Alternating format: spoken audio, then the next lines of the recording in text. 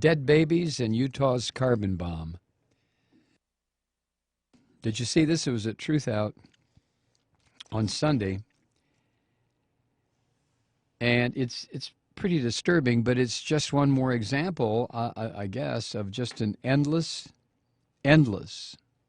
series of examples about how the fossil fuel industry simply does not, the people who run it, the fossil fuel industry is, of course, non-animated, but the people who run the fossil fuel energy industry do not care under any circumstances what the consequences of their industry actually are. They just don't care. The latest example is a sudden and extreme spike in neonatal mortality, dead newborns in Utah's rural Uinta Basin. And here's the thing, the right-wingers, the Republicans, are always just so, or they tell you, they are so concerned about fetuses. Rick Santorum is so concerned he'll carry one around in a jug and show it to you if you want to. It's never ending. They're concerned about fetuses, but about children real children, that's what happens when a fetus develops and then is expelled by the woman's body and sliced away from her body when the umbilical cord is cut. And all of a sudden, if this new creature actually starts breathing, then you have a baby. And it's at that point, right in that moment, where the conservatives and the Republicans and the neo-fascists all turn away and say, well, we cared when it was a fetus, but we don't care now, which puts the lie absolutely to anything they say about being interested in their expression preborn children. They couldn't care less. What they're interested in is putting these smart alecky women back in their place. And where's their place? Well, to the religionists, their place is, where their place is. So the spike in neonatal mortality in this area of Utah is most probably related to the toxic air pollution related to the fossil fuel drilling and fracking frenzy that's going on in eastern Utah. Do you want to hear something that is pretty chilling? Utah, in this one particular area, where is it? Eastern Utah could be considered, and we haven't even talked about this because I wasn't aware of it until this article. Eastern Utah could be considered ground zero for the battle to keep the world's fossil fuels in the ground. Remember, we have to keep 80% of everything we know about in the ground. And the carbon industry is not going to do that. They're going to continue to murder the human species.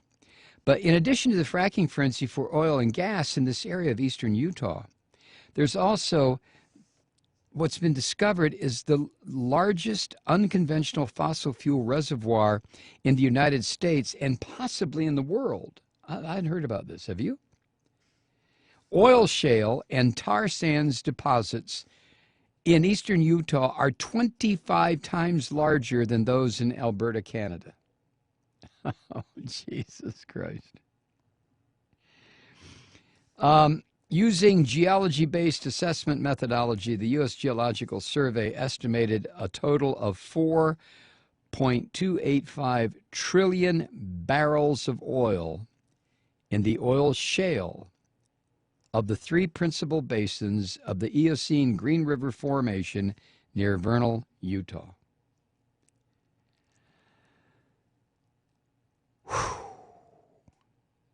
4.285 trillion barrels of oil. Now, if those deposits are extracted and burned, Utah would become home to the largest known carbon bomb on the planet.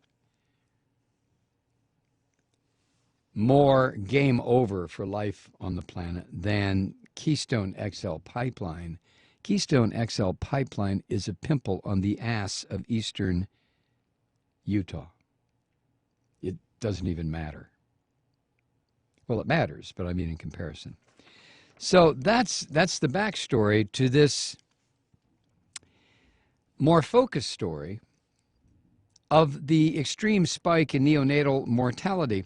As Dr. Brian Mensch, writing at Truth Out last Sunday, put it, Donna Young is a midwife in Vernal, Utah, with 20 years' experience managing home births in Idaho and Utah. She lives in the Uinta Basin, the heart of the fossil fuel drilling and fracking frenzy in eastern Utah. On May 8th, a year ago, 2013, she had her first stillbirth. At the funeral service a few days later, she noted what seemed like an extraordinary number of infant graves with recent dates at the cemetery. Sounds like the beginning of a Stephen King novel, doesn't it? So she decided to investigate. And she didn't get any help from local authorities. What are you investigating? But eventually, information that she got from obituaries and mortuaries revealed 12 cases of neonatal mortality, most of them stillborn or death shortly after birth, in 2013. Looking back to 2010 revealed a modest upward trend, but then a huge spike in 2013 in these neonatal deaths. Now, this is a sparsely populated area of rural Utah. Vernal is a town of fewer than 10,000 people. But per capita, this is the neonatal mortality that is 6 times the national average. It's actually worse than it appears. National infant mortality rates have been dropping slowly and steadily for almost 50 years, including about a 10 to 15% drop in the last decade. Furthermore, most of Utah is about 50% Mormon, so the rate of drinking and smoking is less than the national average throughout the state. The minority population in rural Utah, like in Vernal, is very low, and the percentage of Mormons is even higher, both of which should lower the infant mortality rates, all other things being equal. But they haven't been lowered. They've been going up. What's going on? We'll be right back. The story is from Utah's Uinta Basin, and the question being asked, how to explain newborn babies dying at such a statistically unexpected rate. And usually when you have something like this, you can lay it off on an abrupt surge in teenage mothers or drug use or alcohol use. But there's no evidence of that, according to the op-ed written at Truth Out. Is there a genetic explanation? Well, genes don't change that quickly. Is there a sudden onset of medical incompetence by the area's healthcare providers? No reason to think so. That leaves one other possibility, of course. Is there something happening in the environment? And as a matter of fact, the answer is yes. Now, it requires a little explanation. Major cities with pollution problems have either high ozone, like Los Angeles, or high particulate matter, like Salt Lake City. And all that, of course, depends on the time of year. We have the same situation here in Atlanta. But the Uinta Basin has both simultaneously, making this particular area of Utah unique and the most polluted part of the state.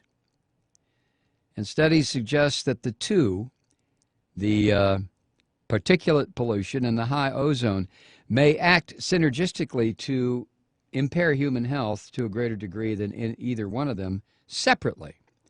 And add to that the high levels of the byproducts of every phase of the oil and gas fracking extraction process, like diesel emissions, and hazardous compounds like benzene and toluene and naphthene, and you have a uniquely toxic air pollution brew in Vernal.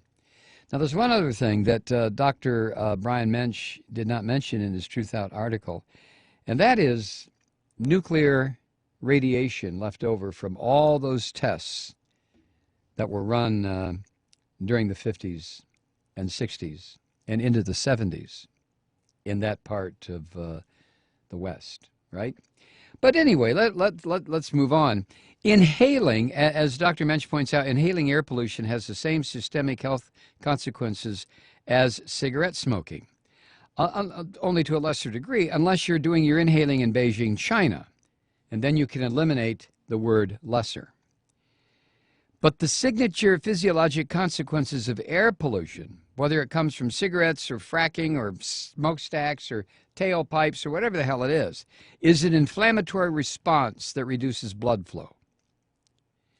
And as this doctor points out, diseases of virtually every organ system can follow. Strokes, heart attacks, every type of lung disease, cognitive impairment, cancer, accelerated aging, sudden death, including infant mortality, all occur at higher rates among people exposed to air pollution. Who knew? Oh my God, really? Is this happening? In the case of pregnant women, the placenta is compromised for the same reason. And it should be easily understood then that pregnancy complications and impaired fetal development, think birth defects and miscarriages and stillbirths, you know, the kind of stuff that the right-wingers, the Christian extremists, don't like to focus on. They just want to see that, they want the mom to see that little fetus twitching on the ultrasound. Bastards. So many epidemiological studies show that to be the case, that this is what happens to unborn fetuses before they become living on their own children, this kind of impairment and or death. But the right-wingers don't care. They don't care. That increased infant mortality in the Uinta Basin could be the result of the increased air pollution is suggested by medical research. It is not only plausible, but very likely. Now, what do you want to bet as we get further into this article by Dr. Brian Mensch at Truthout, that the medical or the political establishment in Utah is going to deny everything that he is putting out here? They're going to attack the statistical basis for his conclusions.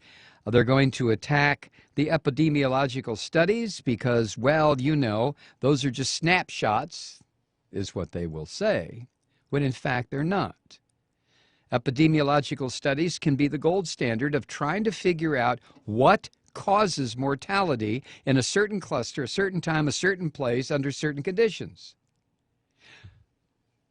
But not when it goes up against the fossil fuel industry. Up against the fossil fuel industry, everything comes to an absolute brick wall.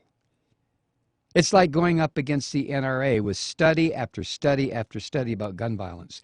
They don't care. The NRA is a terrorist organization. What, they're going to sit and listen when you explain to them how their terrorism is causing 8,000 people a year to be shot dead in this country? No, no, no. They're not going to listen to that any more than the fossil fuel industry is going to listen, because they're a terrorist organization too. At this point, they have become a terrorist organization that is destroying everything. Are they going to listen? Nah. Why should they? We'll be right back.